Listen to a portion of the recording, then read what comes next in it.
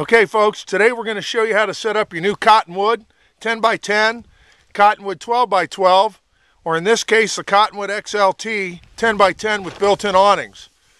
Setup procedure is the same on all three, and we're going to show you out of the box how it's done so you get an idea how long it takes and what all is involved.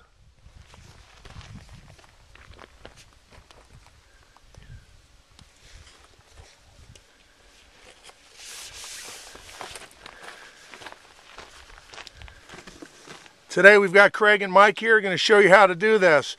Here's a little tip on the Cottonwood XLT, folks. The Cottonwood 10x10 with built-in awnings.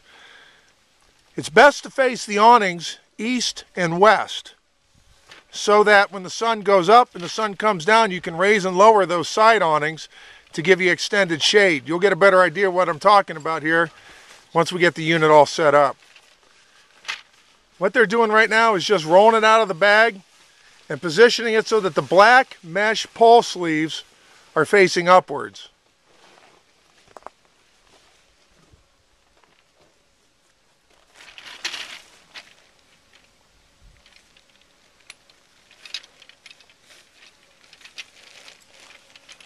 First, let's make sure that these are all extended out a little bit.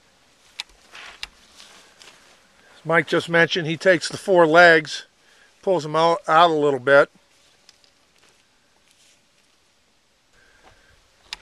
Okay, once you've got it laid out on the ground with the four corner legs extended out with the black webbing facing up, you want to go ahead and start pulling out your pole set.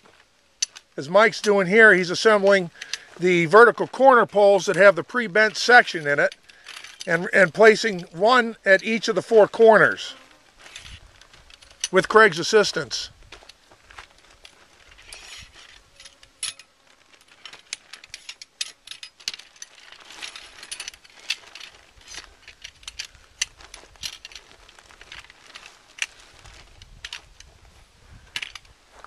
Now that you've got the four corner poles in position at the four corners of the Cottonwood, now you can go ahead and assemble the two long, straight roof poles.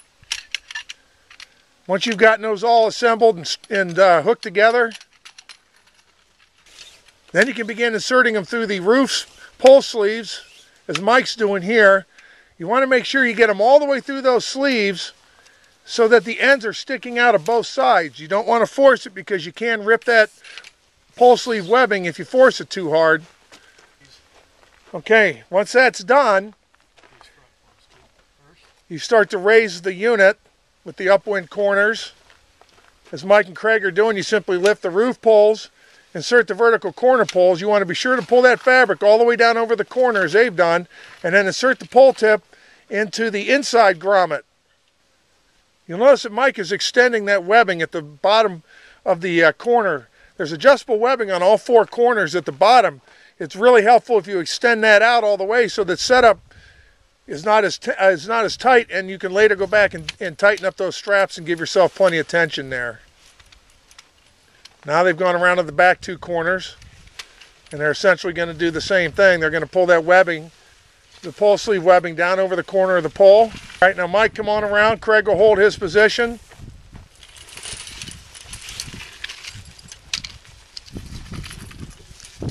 And that's it, folks, despite a little bit of wind. That was 5 minutes and 30 seconds out of the box. Now, as we mentioned, you've noticed that there's two awnings. This awning here, it can be extended out as an awning. It can be placed down as a sidewall, or you can just roll it up out of the way.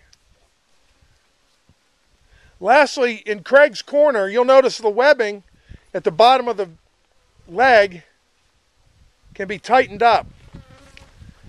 If you do that on all four corners, once you've got the four corners adjusted, then you want to go ahead and stake it down, set out your guy lines.